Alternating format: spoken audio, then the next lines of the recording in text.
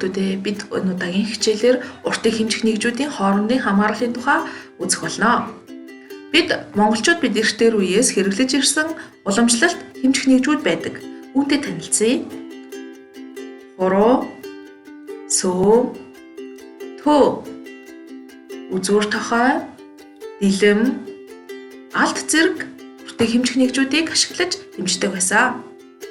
Тэгвэл эдгээр нь бидний уламжлалт нэгж байна. Тусгал 2 уртыг хэмжих нэгжийг ажиглаад учрыг тайлбарлаарай. Бид стандартын дагуу мм, сантиметр, дециметр, метр, километр зэрэг уртыг хэмжих нэгжүүдийг ашигладаг.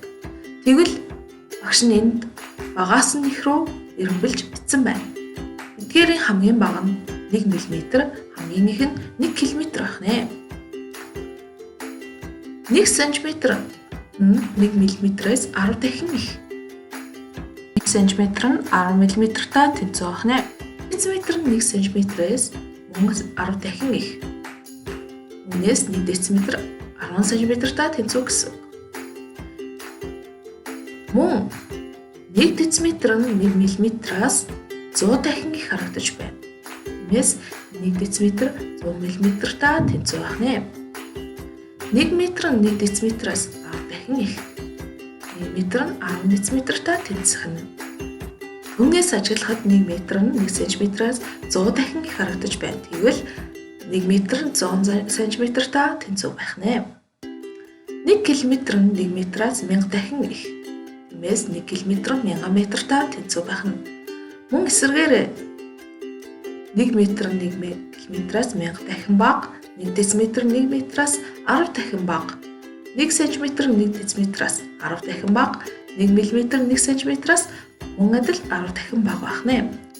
Тэр нь уртын нэгжүүдийн хоорондын хамаарал баг. Бид энэ удаагийн хичээлээр уртын нэгжүүдийн хоорондын хамаарлыг ашиглан дасгал ажиллахаар байгаа. Дэвтэртээ 10 см хэрчим зураарай. 10 см хэрчим гэдэг нь 1 дециметр хэмжээг хэлдэг. Үүнээсээ 4 см хэрчмийг тэмдэглэе.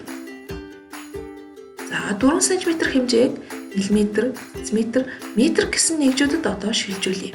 Бид шилжүүлэхдээ нэг дүрмийг ашигладаг байгаа. Тэр бол их нэгжээс бага нэгж рүү шилжүүлэхдээ үргэлжлүүлдэг. Харин бага нэгжээс их нэгж рүү шилжүүлэхдээ хувааж бодож болдог байгаа. Тэгвэл 4 см хэдэн мм-тай тэнцүү вэ?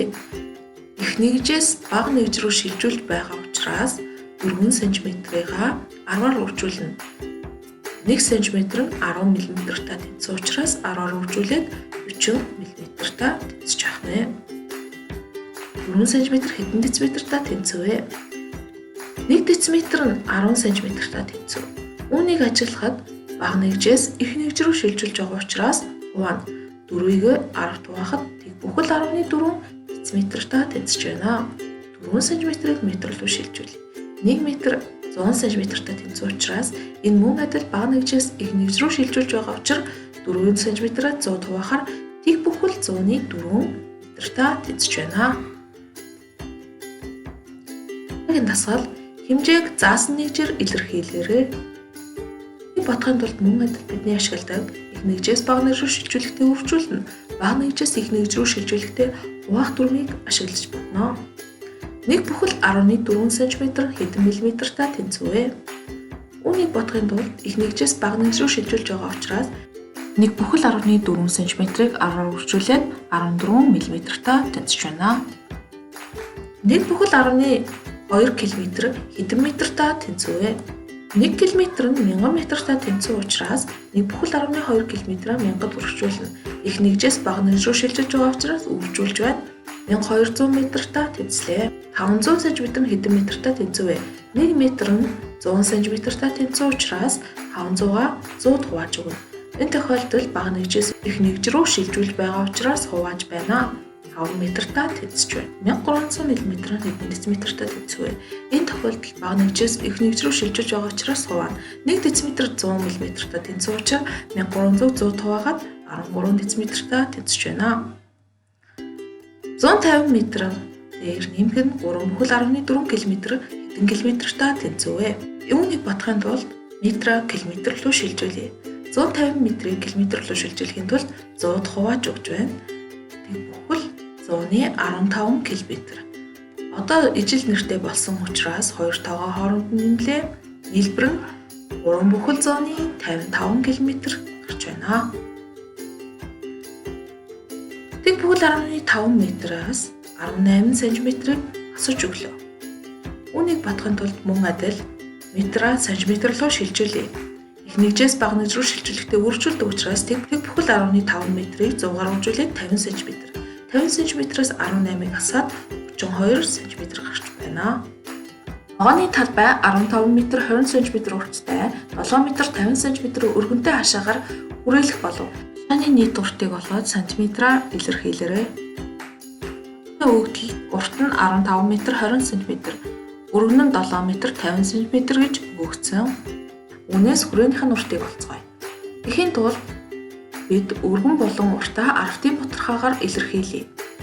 15 м 20 см-ийг арвтын бутархаагаар илэрхийлэхдээ 15 бүхэл 120 буюу арвтын бутархаагаар 15 бүхэл 12 см болж байна. Мөн адил өргөнийг арвтын бутархаагаар илэрхийлье. 7 бүхэл 150 буюу 7 бүхэл 15 см гэж оллоо. Одоо бид хүрээний уртыг олох учраас хүрээний уртыг олохдоо урт болон өргөний нийлбэрийг 2-оор үржүүлж олдог. Харин энэ удаа бид арвтын бутархааг үржүүлэх үйлдэл үзээгүй байгаа учраас дистрал нь нэмэх аргаар бодъё. 15 бүхэл 12 дээр 15 бүхэл 12 нэмээд 7 бүхэл 15 дээр 7 бүхэл 15-ын нийлбэр бол хүрээний урт нь гарна. За багнан бичиглэлээр бичээд бодъё. 15 бүхэл 12 дээр 15 бүхэл 12-ыг нэмлээ 30 бүхэл 14 см. Дараагийн удаа багш нь 2 өргөнийг нэмж үзье. Нэмэгдэхүүний байрыг солиход нийлбэрийн чанар өөрчлөгдөхгүй учраас 2 өргөнийг нэмж болно. 7 бүхэл 15 дээр 7 бүхэл 15-ыг нэмлээ 14 бүхэл 110 гарч байна. Үүнээс бүхлийн цэгээс хойш орсон тгийг асч болдог учраас дарчихъя. 14 бүхэл 11 см гарч байна. Одоо харин 2 тоогоо хооронд нэмээ 30 бүхэл 14 дээр 14 бүхэл 11-ийг нэмлээ 34 бүхэл 15 см гарч байна. Хичээлийн идэвхтэй үзсэн хүүхдүүдээ баярлалаа. Амжилт хүсье.